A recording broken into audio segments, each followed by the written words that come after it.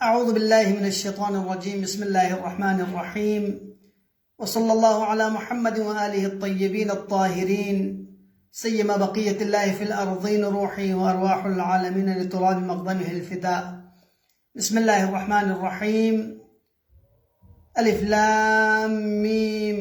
الله لا إله إلا هو الحي القيوم نزل عليك الكتاب بالحق مصدقا لما بين يديه وأنزل التوراة والإنجيل.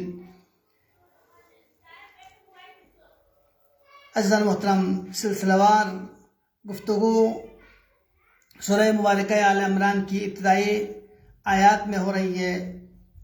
آپ لوگوں کی خدمت میں کل آیت نمبر 1 اور آیت نمبر 2 کی مختصر تفسیر کرنے کی کوشش کی. آج آیت نمبر 3 کے حوالے سے گفتگو کروں گا. رب ذوالجلال اس آیت مبارکہ میں ارشاد فرما رہا ہے: نزل علیک الکتاب بالحق مصدقا لما بین یدیہ وانزل التوراۃ والانجیل. نزل علیک الکتاب، آپ کے اوپر اس قرآن کو نازل کیا گیا، مصدقا لما بین یدیہ، جو آپ کے سامنے نازل شدہ جو کتاب ہے ان کی تصدیق کے لیے. وانزل التوراۃ والانجیل، اور تورات و انجیل کو بھی نازل کیا. یہاں پہ نزل علیک الکتاب میں رب ذوالجلال نے قرآن مجید میں کبھی نزل کا لفظ استعمال کیا ہے، کبھی انزل کا لفظ استعمال کیا ہے. تو اس آیت مبارکہ میں دونوں کلمہ وارد ہوا ہے. تو اس سے مراد کیا ہے کہ انزل اور نزل میں کیا فرق ہے؟ تو انزل کس معنی پر دلالت کرتا ہے اور نزل کس معنی پر دلالت کرتا ہے؟ تو یہاں پہ انزل ایک دفعہ اگر نازل ہونے کو انزل سے تعبیر کیا گیا ہے، لیکن نزل جو ایک مرتبہ بھی یا تدریجی طور پر نازل شدہ اگر ہو، تدریجی طور پر اگر نازل ہوا ہو تو اس صورت میں اس کے لیے نزل کا استعمال کیا گیا ہے. جیسے کہ قرآن مجید ایک دفعہ قلب رسول مطہر پہ، رسول اسلام پہ نازل ہوا دفعی طور پر، جیسے کہ انا انزلناہ فی لیلۃ القدر. لیلۃ القدر میں قلب رسول گرامی اسلام پہ قرآن دفعتاً نازل ہو گیا. ایک دفعہ کل قرآن کو رسول اللہ صلی اللہ علیہ وسلم کے قلب مطہر پہ نازل کیا گیا. اور اس کے بعد 23 سالہ جو دور ہے اس میں تدریجی طور پر وَنَزَّلْنَاهُ تَنزِيلًا، اسے تھوڑا تھوڑا کر کے پیغمبر گرامی اسلام کے اوپر نازل کیا گیا. اب سوال یہ ہے کہ نزل علیک الکتاب، آپ کے اوپر کتاب نازل کی گئی، تو یہ نازل شدہ کتاب کیا پیغمبر گرامی اسلام پر جو قرآن نازل ہو گئی تھی وہ جس طریقے سے ابھی ہمارے سامنے موجود ہے، جو اوراق کے شکل میں ہے، مجلد ہے، جو جلد میں لپٹی ہوئی ہے، کیا وہی انداز میں رب ذوالجلال کی طرف سے نازل ہو گئی تھی یا ایسا نہیں ہے؟ تو یقیناً ایسا نہیں ہے، بلکہ پیغمبر گرامی اسلام کے اوپر وحی ہو گئی ہے، اور وہ وحی قلب مطہر رسول میں موجود تھا. اور پیغمبر گرامی اسلام کے دور میں ہی امیر المومنین علیہ السلام نے اس کی تدوین کی، ان کو جمع کیا اور مصحف کی شکل میں ہم تک پہنچایا. یہ پیغمبر گرامی اسلام کے قلب مطہر پہ قرآن مجید کا نازل ہونا، تو یہاں پہ کیوں نزل علیک الکتاب کیوں کہا گیا؟ تو اس لیے نزل علیک الکتاب کہا چونکہ یہ مستحق ہے کہ اس کو کتابی شکل دے دیں، بلکہ ضروری ہے ینبغی ان یکتب، یعنی اس کو کتاب کی شکل بنانے کا یہ صلاحوار ہے. اس لیے اس کو کتاب نازل کرنے کا جو خداوند عالم نے صیغہ استعمال کیا، اس لیے اس کو نزل علیک الکتاب کہا گیا. اگرچہ اس کے بعد میں جو باقی آسمانی کتابیں ہیں جیسے کہ تورات وغیرہ، انجیل وغیرہ، وہ دفعی طور پر ہی نازل ہو گئے، ایک ہی دفعے میں نازل ہو گئے. جیسے کہ حضرت موسیٰ علیہ السلام جب کوہ طور پہ تشریف لے گئے تو 12 الواح کی شکل میں، لوحات کی شکل میں نازل کی گئی، لیکن قرآن مجید قلب مطہر پیغمبر گرامی اسلام پہ نازل ہو گئی ہے۔ اور نزل علیک الکتاب بالحق، تو یہ حق کے ساتھ نازل ہو گئے۔ قرآن میں کوئی باطل کا تصور بھی نہیں کر سکتا، چونکہ یہ حق کی طرف سے ہے، پروردگار کی طرف سے ہے، اور تمام کلمات حق پر مشتمل ہے، صدق پر مشتمل ہے اور واقعیت پر مشتمل ہے۔ اور یہ حق سے حق کا ایک معنی یہی ہے، اور حق کا دوسرا معنی یہ ہے کہ قرآن مجید میں جو آیتیں نازل ہو گئی ہے وہ تمام آیتیں حکمت اور مصلحت کو ملحوظ نظر رکھتے ہوئے حکمت اور مصلحت کے مطابق پروردگار عالم نے نازل کی ہے، انسان کی سعادت کے لیے نازل کی گئی ہے، انسان کو ایک دستور کے طور پر نازل کی گئی ہے جو کہ برحق ہے، اور ہمیشہ وہ انسانوں کی مصلحت اور انسانوں کی مفادات کو ملحوظ نظر رکھتے ہوئے اس قرآن کو نازل کی گئی ہے۔ لہٰذا یہ قرآن حق پر مشتمل کتاب ہے پروردگار عالم کی طرف سے، مصدقاً۔ اس کے بعد کہتے ہیں خود اسی قرآن مجید میں بھی ذکر ہوا ہے، جیسے کہ لا یأتیہ الباطل من بین یدیہ، چونکہ اس کے سامنے کوئی قرآن مجید میں کوئی باطل چیز کا تصور ہی نہیں کر سکتا، چونکہ یہ کس کی طرف سے ہے؟ تنزیل من حکیم حمید، اور یہ اس پروردگار کی طرف سے نازل شدہ کتاب ہے جو حکیم ہے پروردگار۔ اس حکیم کی حکمت کا تقاضا ہو، اس حکیم کی حکمت کا تقاضا یہ ہے کہ اس میں کوئی غلطی نہ ہو اور حکمت سے ہٹ کے کوئی چیز نہ ہو۔ نزل علیک الکتاب بالحق مصدقا، یہاں پر تصدیق کس چیز کی تصدیق کے لیے قرآن آیا ہے؟ قرآن کس چیز کی تصدیق کر رہا ہے؟ تو قرآن تورات جو اس سے پہلے خداوند عالم نے تورات نازل کیا تھا، یعنی 4000 سال پہلے کی جو کتاب ہے اس کتاب کی تصدیق کر رہا ہے، اور اس کے بعد 600 سال پہلے جو کہ انجیل نازل ہو گئی تھی اس انجیل کی تصدیق کر رہا ہے۔ اگرچہ یہ آسمانی جو کتابیں ہیں یہ قرآن مجید سے پہلے نازل ہو گئی ہیں، لیکن قرآن مجید ان کی تصدیق کر رہا ہے، تو کیا موجودہ دور میں جو انجیل ہے، موجودہ دور میں جو تورات ہے اسی کی تصدیق کر رہا ہے؟ نہیں، بلکہ ان میں موجود وہ چیزیں جو خرافات پر مشتمل ہے، وہ چیزیں جس کو بعد میں اضافہ کی گئی ہے، ان سب سے ہٹ کے جس چیز کو خداوند عالم نے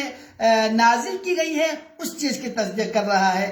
جیسا کہ خود قرآن کی خود بھی تصدیق کر رہے ہیں، تورات اور انجیل خود بھی قرآن کی تصدیق کرتے ہیں۔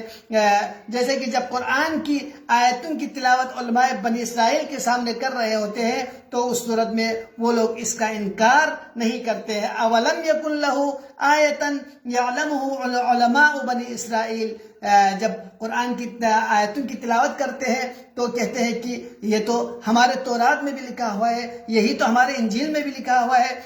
بالکل من و عن وہ قرآن مجید کے ایک ایک حرف کی وہ لوگ تصدیق کرتے ہیں۔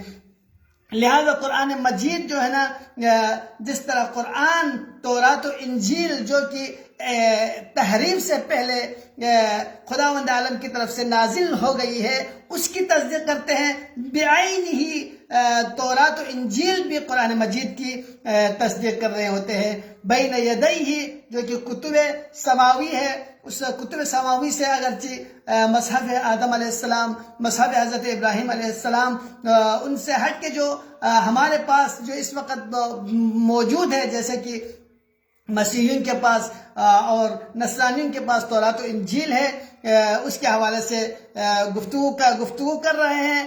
اگرچہ قصہ حضرت یوسف علیہ السلام جس طریقے سے قرآن مجید میں ہے بالکل اسی طریقے سے تورات میں بھی قصہ حضرت یوسف علیہ السلام ہے، اور حضرت موسیٰ علیہ السلام کا جو فرعون کے ساتھ نبرت آزما ہونا بالکل بعین ہی تورات میں اسی کا تذکرہ ہے، اور فلق البحر کا دریا کا شگافتہ ہونا حضرت موسیٰ کے عصا مارنے کی وجہ سے بالکل بھی عین ہی تورات میں بھی موجود ہے۔ تو لہذا جو تحریف کے علاوہ جو تحریف شدہ ہے ان کے علاوہ بعض چیزیں جو خداوند عالم نے نازل کی گئی تھی، اگرچہ حضرت موسیٰ علیہ السلام کے دور میں اور حضرت عیسیٰ علیہ السلام کے دور میں وہ کوئی کتابی شکل میں نہیں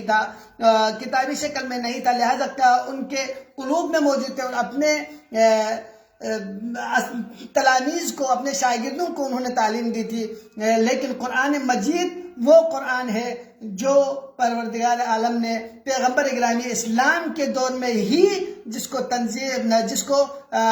تدوین سے مشرف کیا اور دست مبارک امیر المومنین علیہ السلام سے مدون ہو گئے، اور جس کی باقاعدہ پروردگار عالم نے حفاظت کا بھی ضمانت لی اور گارنٹی دی. قرآن مجید کی حفاظت کے لیے اِنَّا نَحْنُ نَزَّلْنَا الذِّكْرَ وَإِنَّا لَهُ لَحَافِظُونَ کہہ کے بیان کیا.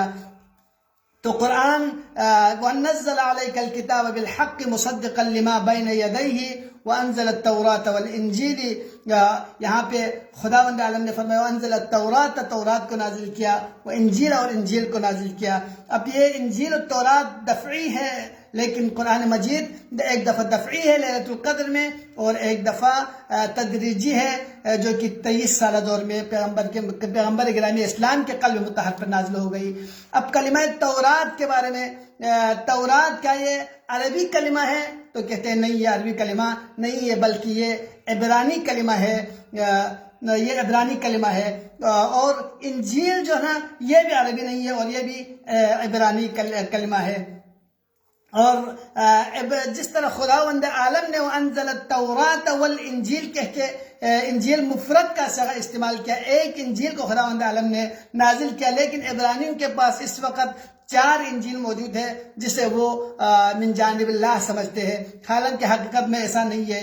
انجیل لوقا، انجیل مرقس، انجیل یوحنا اور انجیل متی، یہ 4 انجیل وہ لوگ کہتے ہیں کہ یہ خدا کی طرف سے، حالانکہ ان کا دورانیہ ہے خود حضرت مسیح، حضرت عیسیٰ علیہ السلام کے زندگی کے تقریباً 60 سال بعد یہ لکھی گئی یہ کتابیں، اور بعض کتابیں 200 سال کے بعد لکھی گئی، بعض کتابیں 35 سال کے بعد لکھی گئی، لیکن وہ اسی کو من جانب اللہ سمجھتے ہیں.